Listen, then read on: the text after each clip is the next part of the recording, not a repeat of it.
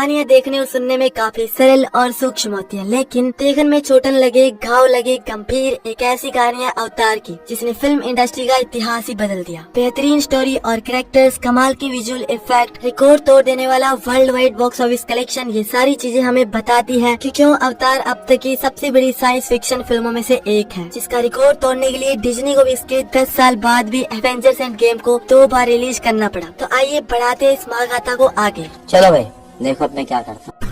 तो इस मूवी की शुरुआत वहीं से होती है जहाँ पर इसका पिछला पार्ट एंड हुआ था, यानी कि ह्यूमंस को हराने के बाद जेक सली और पेंडोरा के लोग ह्यूमंस को अपनी दुनिया से बाहर निकाल देते हैं, जिसके बाद वो सभी अर्थ पर वापस चले जाते हैं। लेकिन उन्हीं सारे ह्यूमंस में से कुछ ह्यूमंस पेंडोरा पर ही रुक जाते हैं, क्योंकि ये सब वो होते हैं जो कि जेक सली और पेंडोरा के वफादार थे और इन्होंने ह्यूमंस से लड़ने में इनका साथ दिया था। इन्हीं ह्यूमंस के साथ एक छोटे से बच्चे को भी रुकना पड़ता है, और ऐसा इसीलिए क्योंकि ह्यूमंस की स्पेसशिप बच्चों को ले जाने के लिए डिजाइन ही नहीं हुई थी, जिस वजह से उन्हें उस बच्चे को वहीं पर छोड़ना पड़ा। जिसके बाद वो बच्चा पेंडोरा में ही रहता है और उसे पेंडोरा में रुकने वाले ह्यूमंस पालते हैं। असल में ये छोटा बच्चा कर्नल माइल्स क्वेरिज का बेटा होता है और इसका नाम स्पाइडर रखा जाता है। मूवी की शुरुआती सीन्स में हम देखते हैं कि जेक सली के तोरक मक्तू बनकर जंग जीतने के बाद अब वो पेंडोरा के लोगों का राजा बन चुका है। साथ ही साथ उसके और नेत्री के 4 बच्चे भी होते हैं, जिनमें से उनके 2 बेटे होते हैं और 2 बेटियां। इन सब में 3 बच्चे तो उनके बायोलॉजिकल चाइल्ड होते हैं, पर इनकी एक बेटी जिसका नाम कीरी होता है वो डॉक्टर ग्रेस ऑगस्टीन की अवतार होती है, जो कि मदर एवा के आशीर्वाद से पैदा होती है। इन बच्चों के साथ साथ कर्नल माइल्स क्वेरिज का बेटा स्पाइडर भी जेक सली और उसकी फैमिली के साथ ही रहता है, और जेक और नेत्री के 4 बच्चे भी स्पाइडर को अपना भाई समझते हैं और उसके साथ खेला कूदा करते हैं। जेक सली अपनी वाइफ नेत्री और अपने 4 बच्चों के साथ बहुत खुश रहता है, और इनके साथ साथ सभी पेंडोरा वासी सुख शांति से जीने लगते हैं। इसके बाद इसी तरह से 10-15 साल बीत जाते हैं, लेकिन फिर तभी एक दिन अचानक से उन सभी को आसमान में एक तेज रोशनी दिखाई देती है, और उस रोशनी के करीब आने पर उन्हें पता लगता है कि वो सब ह्यूमंस की स्पेसशिप्स हैं, जिनमें बैठकर ह्यूमंस पेंडोरा में वापस आ रहे हैं। इसके कुछ टाइम बाद ही ह्यूमंस का स्पेसशिप लैंड कर जाता है, और ह्यूमंस के स्पेसशिप्स के लैंड होने पर से ही पेंडोरा के बहुत से जीव और जानवर उनकी शिप्स के नीचे दबकर मर जाते हैं, और उनकी शिप से निकलने वाली आग से बहुत सारे जंगल जल जाते हैं। ये सब देखकर पेंडोरा के लोग बहुत डर जाते हैं। इसके बाद 1 साल बीत जाता है, और तब हमें पता लगता है कि ह्यूमंस इस बार पहले से भी एडवांस हो चुके हैं। उन्होंने काम करने के लिए रोबोट्स बना लिए हैं, उनके वेपन्स और भी ज्यादा पावरफुल हो चुके हैं, और इस बार वो ह्यूमंस पहले से भी ज्यादा एडवांस होकर लौटे हैं। यहाँ ये भी बताया जाता है कि इस बार उन्होंने एक ही साल में इतना सारा काम कर लिया है जितना कि वो पहले 30 सालों में भी नहीं कर पाते। अब यहाँ पर हमें एक बहुत बड़ी चीज के बारे में भी पता लगता है। यहाँ पर हमें बताया जाता है कि ह्यूमंस को इस बारे में पहले से ही पता था कि पेंडोरा में उनकी जान भी जा सकती है, और इसीलिए ह्यूमंस ने अपने कुछ सोल्जर्स के डीएनए से उनके लिए अवतार बना लिए थे और उन्हें तैयार करके बैकअप के तौर पर रखा था, ताकि अगर कभी उनके सोल्जर्स मर जाएं तो वो अपने सोल्जर्स के मरने पर उन्हें यूज कर सकें। इसके साथ ही उन्होंने उन सभी सोल्जर्स की सारी मेमोरीज को भी कॉपी कर लिया था, और फिर इसीलिए उन्होंने अपने मरे हुए सोल्जर्स को उनके अवतार के फॉर्म में फिर से जिंदा कर लिया, जिनमें से कर्नल माइल्स क्वेरिज भी था, और उनके अवतार्स को जिंदा करके उनके अंदर उनकी पिछली मेमोरीज को भी डाल दिया गया था, जिसके बाद वो पूरी तरह से तैयार हो गए थे। इसके बाद हमें ये भी पता लगता है कि इस बार ह्यूमंस पेंडोरा से कुछ लेने नहीं आए हैं, बल्कि पेंडोरा पर बसने के लिए आए हैं, और इस पूरे मिशन को नई जनरल लीड करती है, जिसका नाम होता है जनरल फ्रांसिस आर्डमोर। यहाँ पर यह बताया जाता है कि पृथ्वी पर रिसोर्सेज खत्म होते जा रहे हैं, जिस वजह से आने वाले कुछ सालों के बाद पृथ्वी जीने लायक ही नहीं रहेगी, और इसीलिए पृथ्वी के लोगों ने उन्हें पेंडोरा पर भेजा है ताकि वो लोग पेंडोरा को ह्यूमंस के जीने के लिए तैयार कर सकें। लेकिन पेंडोरा पर कब्जा करना उनके लिए बहुत मुश्किल है,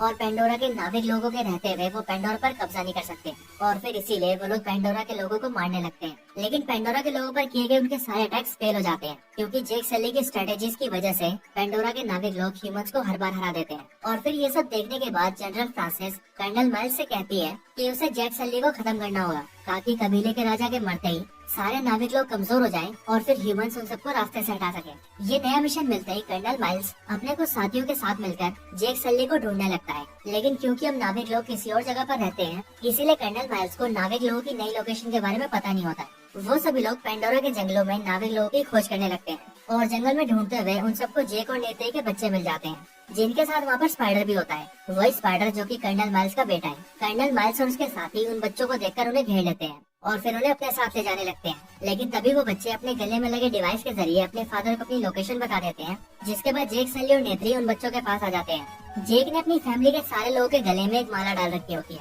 जिसके अंदर एक डिवाइस भी होता है, ताकि अगर कभी वो लोग किसी खतरे में आ जाएं, तो वो अपने फादर को उस खतरे के बारे में बता सके। और इसीलिए जैसे ही जेक को खतरे के बारे में पता लगता है, वैसे ही वो नेत्री के साथ वहाँ पर पहुँच जाता है और ह्यूमंस को हराकर उनसे अपने बच्चों को बचा लेता है। लेकिन इसी बीच कर्नल माइल्स के लोग स्पाइडर को पकड़ने में कामयाब हो जाते हैं और फिर वो उसे अपने साथ ले जाते हैं। स्पाइडर को नाविक लोगों की जगह के बारे में पता होता है, इसीलिए जेक ये समझ जाता है कि ह्यूमंस स्पाइडर के जरिए उनकी लोकेशन के बारे में जान जाएंगे और फिर वो सीधा उसके और उसकी फैमिली के पीछे आएंगे। और फिर इसीलिए जेक सली अपने कबीले को छोड़ देता है और अपनी जगह किसी और को कबीले का राजा बना देता है और अपनी फैमिली के साथ अपने कबीले से बहुत दूर समुद्र के टापुओं के पास चला जाता है। वहाँ पर आकर हमें पता लगता है कि उन टापुओं के ऊपर एक दूसरा कबीला रहता है और ये लोग नाविक लोगों से थोड़े अलग भी दिखते हैं। इनका कलर थोड़ा लाइट होता है, इनके हाथ नाविक लोगों से ज्यादा मोटे और स्ट्रॉन्ग होते हैं और इनकी पूंछ भी नाविक लोगों से काफी अलग होती है। यहाँ पर आकर जेक सली उस कबीले के राजा से वहाँ पर रहने की बात रखता है, जिस बात पर उस कबीले का राजा मान जाता है और उन्हें अपने साथ रख लेता है। उनके साथ रहते हुए जेक और उसकी फैमिली उन लोगों के तौर तरीके भी सीखती है। यहाँ रहते हुए जेक और उसकी फैमिली पानी के अंदर सांस लेना सीखती है, पानी के एनिमल्स के साथ बॉन्ड बनाना सीखती है और उनकी सवारी करना भी सीखती है। यहीं पर जेक सली के बच्चों में और उस कबीले के राजा के बच्चों में थोड़ी नोकझोंक भी होती है और फिर आगे चलकर वो लोग एक दूसरे के दोस्त बन जाते हैं। इसकी दूसरी तरफ कर्नल माइल्स किसी तरह से ये जान जाता है कि जेक सली अपनी लोकेशन छोड़कर जा चुका है और अब वो अपनी फैमिली के साथ समुद्र के किसी टापू पर रह रहा है और फिर इसीलिए उन्हें ढूंढने के लिए वो दूसरे टापुओं के लोगों पर हमला करने लगता है और उनसे जेक सली के बारे में पता लगाने लगता है। लेकिन क्योंकि वो लोग अपने राजा के ऑर्डर्स के खिलाफ नहीं जा सकते थे और अपने राजा के ऑर्डर्स के बिना वो लोग उन्हें कुछ नहीं बता सकते थे, इसीलिए वो लोग कर्नल माइल्स को कुछ नहीं बताते हैं और इसके रिस्पॉन्स में कर्नल माइल्स उन सबके घर को जला देता है। हालांकि जेक और उसकी फैमिली इन टापुओं से काफी दूर रहा करती थी, इसीलिए उन सबको इस घटना के बारे में बाद में पता लगता है। यहीं पर हमें ये भी पता चलता है कि इस बार ह्यूमंस एक खास तरह की स्पीशीज वाली मछलियों को पकड़ रहे हैं और ये मछलियाँ बिल्कुल ही व्हेल मछली की तरह दिखती है और ये ह्यूमंस उन्हें मारकर उनके दिमाग से एक खास तरह के लिक्विड को निकाल रहे हैं और इस थोड़े से लिक्विड की कीमत $80 मिलियन है। और ऐसा इसीलिए क्योंकि इस लिक्विड से ह्यूमंस की एजिंग को रोका जा सकता है और उन्हें हमेशा के लिए जवान बनाया जा सकता है। यहीं पर ह्यूमंस ये भी डिस्कस करते हैं कि जिस तरह से पिछली बार अनऑब्टेनियम के जरिए उनका मिशन का खर्चा चल रहा था, ठीक उसी तरह से इसी लिक्विड के जरिए इनके इस बार का मिशन का खर्चा निकल रहा है। इसके बाद एक दिन जब जेक सली के बच्चे और राजा के बच्चे एक साथ समुद्र में होते हैं, तब वो लोग पानी में काफी दूर निकल जाते हैं और फिर वहीं पर कर्नल माइल्स और उसके साथी उन बच्चों को ढूंढ लेते हैं और उन्हें पकड़कर बंदी बना लेते हैं। बच्चे अपने बारे में अपने फादर जेक को बताते हैं और फिर ये बात जानते ही जेक अपनी वाइफ नेत्री, कबीले का राजा और उसकी पूरी आर्मी को साथ लेकर बच्चों को बचाने के लिए निकल जाता है। जेक सली पूरी आर्मी के साथ कर्नल माइल्स के पास आ जाता है, लेकिन यहाँ पर कर्नल माइल्स जेक सली को बिना हथियारों के अपने पास आने के लिए बोलता है और कहता है कि अगर उसने ऐसा नहीं किया तो वो इन सारे बच्चों को जान से मार देगा। और फिर कर्नल माइल्स की बात मानकर जेक उसके पास जाने लगता है, लेकिन फिर तभी एक व्हेल फिश पानी से बाहर आकर कर्नल माइल्स के शिप को टक्कर मारने लगती है, जिससे उस शिप के सारे सोल्जर्स गिरने लगते हैं और अपना बैलेंस खो देते हैं। इसी का फायदा उठाकर जेक, नेत्री और बाकी के लोग बच्चों को वहाँ से छुड़ा लेते हैं और उन सभी ह्यूमंस पर हमला कर देते हैं। इसके बाद सभी पेंडोरा वासियों और ह्यूमंस के बीच एक खतरनाक फाइट होने लगती है और फिर काफी देर तक लंबी लड़ाई लड़ने के बाद पेंडोरा वासी एक बार फिर से इस लड़ाई को जीत जाते हैं और आखिर में कर्नल माइल्स अकेला बचता है, जो कि जेक से फाइट करता है,